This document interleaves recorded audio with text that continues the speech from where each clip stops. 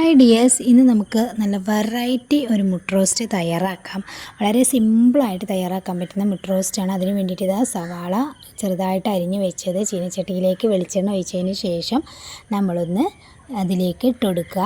അപ്പോൾ ഈ സവാള നന്നായിട്ട് തന്നെ വഴന്ന് വരണം കേട്ടോ. അതിന് വേണ്ടിയിട്ട് കുറച്ച് ഉപ്പ് നമുക്ക് ചേർത്ത് കൊടുക്കാം. പിന്നെ കുറച്ച് മല്ലിപ്പൊടിയാണ് നമ്മൾ ചേർത്ത് കൊടുത്തിട്ടുള്ളത്. അതിന് ശേഷം മല്ലിപ്പൊടി നമ്മൾ ചേർക്കണം കേട്ടോ.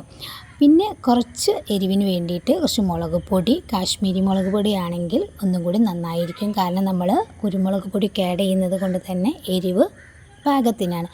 ഇനി കുറച്ച് ഗരം മസാല ചേർത്തു. അതിന് ശേഷം കുറച്ച് കുരുമുളക് പൊടിയും കൂടി ആഡ് ചെയ്ത് കൊടുത്തിട്ടുണ്ട്.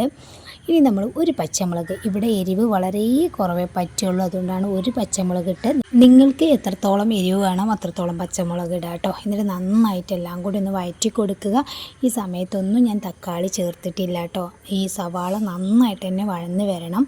അപ്പോൾ അതിന് ശേഷം കുറച്ച് വെളുത്തുള്ളി തൊലിയൊക്കെ കളഞ്ഞ് ചെറുതായിട്ട് അരിഞ്ഞതും കുറച്ച് ഇഞ്ചി ഇങ്ങനെ ചെറുതായിട്ടൊന്ന് ചതച്ചതും കൂടിയാണ് ആഡ് ചെയ്ത് കൊടുത്തപ്പം സവാള ഒരുവിധമൊക്കെ വഴന്ന് വന്നിട്ടുണ്ട്, നന്നായിട്ട് തന്നെ വഴന്ന് വന്നിട്ടുണ്ട്. അതിന് ശേഷമാണ് ഞാൻ തക്കാളി ചേർത്തിട്ടുള്ളത്. ചെറിയ 2 തക്കാളിയായിട്ടാണ് ഞാൻ ചേർത്തിട്ടുള്ളത്.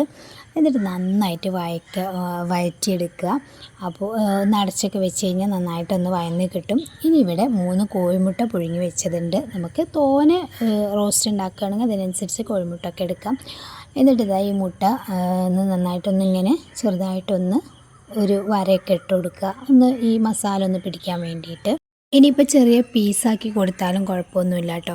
അപ്പോൾ എന്നിട്ട് ഈ മസാലയൊക്കെ ഒന്ന് ഇതിൻ്റെ മുകളിലേക്കൊക്കെ ഒന്ന് ഇട്ട് കൊടുത്തിട്ട് ഒന്ന് അടച്ച് വെച്ച് കഴിഞ്ഞാൽ ആ ഒരു ഇതൊക്കെ അതിലേക്ക് പിടിക്കും. അപ്പോൾ നമ്മളെ വെളിച്ചെണ്ണയൊക്കെ നന്നായിട്ട് തെളിഞ്ഞ് വന്നിട്ടുണ്ട്, തക്കാളി നന്നായിട്ട് വഴന്നിട്ടുണ്ട്, സവാളയും വഴന്നിട്ടുണ്ട്.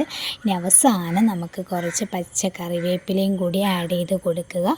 എന്നിട്ട് ഇതൊന്ന് മിക്സ് ചെയ്ത് കൊടുക്കുക. നല്ല ടേസ്റ്റുള്ള വളരെ ഗ്രേവി ആയിട്ട് തന്നെ നമ്മൾ മുട്ട റോസ്റ്റ് റെഡി ആയിട്ടുണ്ട് കേട്ടോ. ഇതെല്ലാവരും ഒന്ന് ട്രൈ ചെയ്ത് നോക്കുക. ഞാൻ ഈ ഒരു രീതിയിൽ ആദ്യമായിട്ടാണ് ഉണ്ടാക്കുന്നത് കേട്ടോ. നല്ല ടേസ്റ്റ് ഉണ്ടായിരുന്നു. ഒട്ടും വെള്ളം ചേർത്തിട്ടില്ല കേട്ടോ. വീഡിയോ ഇഷ്ടപ്പെട്ടാൽ ലൈക്ക് ചെയ്യുക, ഷെയർ ചെയ്യുക. Okay, thank you.